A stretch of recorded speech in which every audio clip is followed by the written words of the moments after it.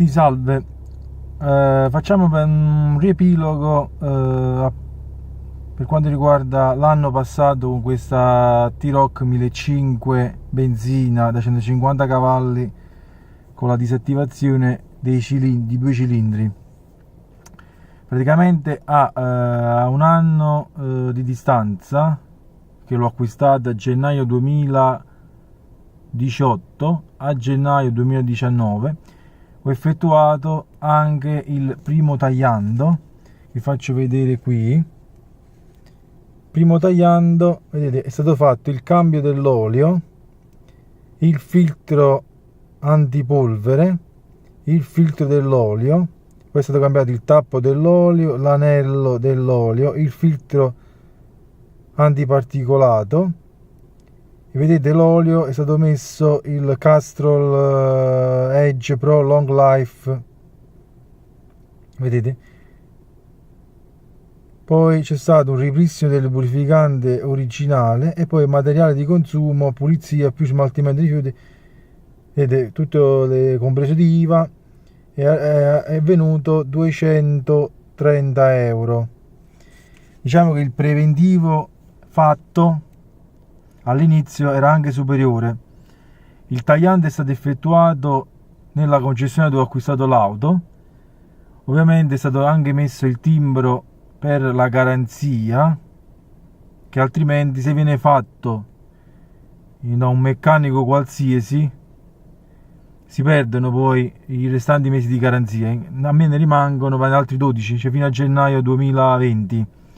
È possibile effettuare anche questo tagliando, risparmiando forse qualcosina, perché sappiamo che nei concessionari costa di più, presso delle officine autorizzate. L'importante è che alla fine vi mettano il timbro, che altrimenti perdete la garanzia. In un anno sono stati fatti circa 3 richiami.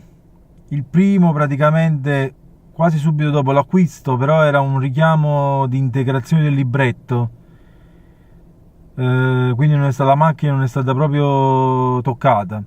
Il secondo richiamo, diciamo 8-9 mesi dopo, e praticamente è stato cambiato il gancio di traino anteriore.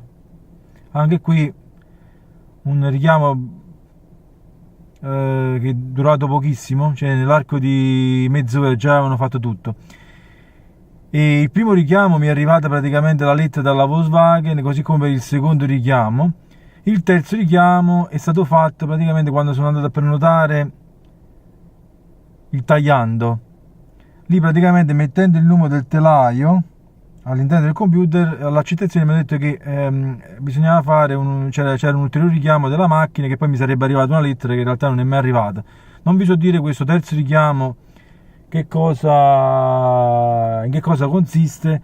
Penso che siano problemi per un aggiornamento della centralina, perché ho letto qualcuno che aveva problemi con il front assist, il lane assist, cose del genere, però non è sicuro al 100%.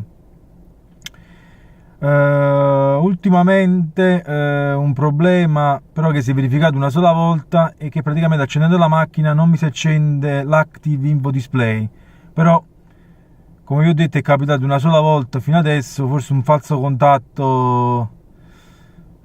Per il resto i consumi si sono stabilizzati, devo dire che sono anche migliorati di poco, però diciamo che la macchina consuma un po' di meno, ed è un dato ovviamente che va migliorando, perché ovviamente più la macchina fa chilometri. In questo caso vedete io ne ho soli 6128, quindi praticamente non l'ho proprio presa, e più i consumi dovrebbero quindi diminuire, anche se non di tanto, però alla fine spero di essere stato esaustivo. Qualcuno poi mi ha chiesto ultimamente se era possibile togliere la modalità 2 cilindri. In realtà questa è una modalità che va in automatico, è proprio una funzione della centralina. Penso che sia possibile farlo, però non so questo poi come si ripercuota sui consumi. E e va fatto ovviamente da un elettrauto capace. Mi sembra di aver detto tutto, alla prossima.